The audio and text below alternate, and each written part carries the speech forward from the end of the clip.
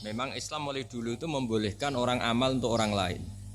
Jadi dulu ada orang, ya Rasulullah, orang tua saya ini sudah sepuh, beliau sangat ingin haji, tapi kalau haji nggak bisa karena sudah tidak bisa berkendara unta. Kata Nabi, ya sudah kamu saja yang haji sebagai ganti bapak kamu. Sehingga apa idama tabnu adam ingkoto amalu itu termasuk anak yang soleh, sodako dan apa. Memang mulai dulu Islam itu ada beberapa hal yang amal itu bisa diamali pada orang lain. Awaladin solihin yatullah, terus adalah beberapa. Nah korban juga gitu. Biasanya anak-anak yang soleh itu perasaannya dulu bapak kami miskin, nggak mampu berkorban, nggak mampu akikah. Biasanya anaknya terus melakukan itu untuk bapaknya. Nah memang jadi perdebatan ulama, apakah kemudian mayit ini dapat pahalanya enggak? Jawabannya gini, kalau mayit itu orang soleh dapat.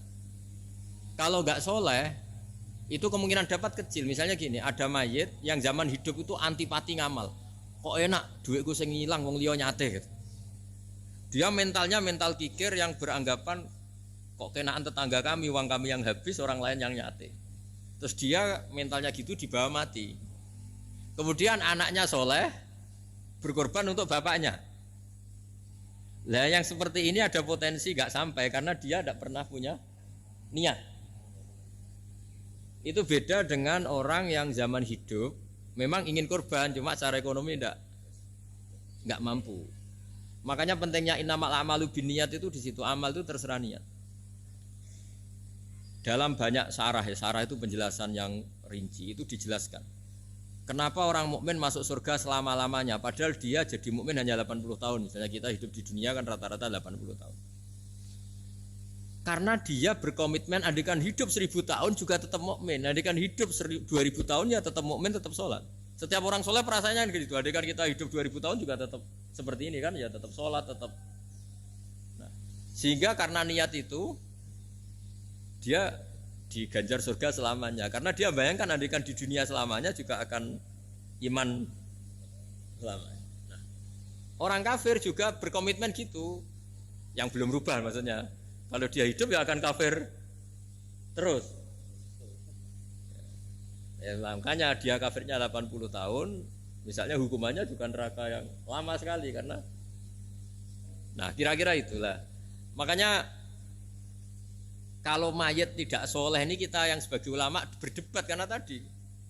Itu kan ibarat gini, ada mayat sama sekali nggak pernah sholat, bahkan dulu itu mengkritik orang sholat. Terus dia mati, anaknya jadi orang soleh sering tanya saya, Gus sholatnya bapakku tak kodoin ndak? Wong era sholat kodoin yuk aku hati kan.